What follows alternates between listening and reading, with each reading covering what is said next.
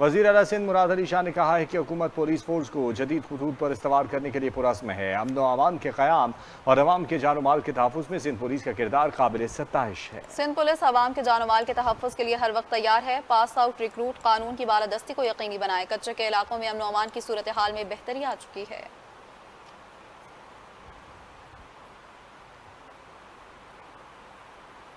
محمد علی جناح نے عملی جامہ بنایا۔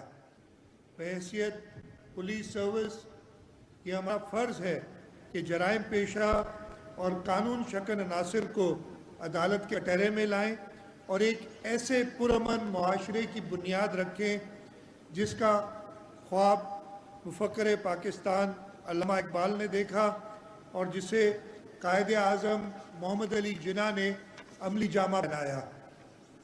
خاص طور پہ سندھ پولیس کی خدمات اور ان کے شہداء کی قربانیوں کی وجہ سے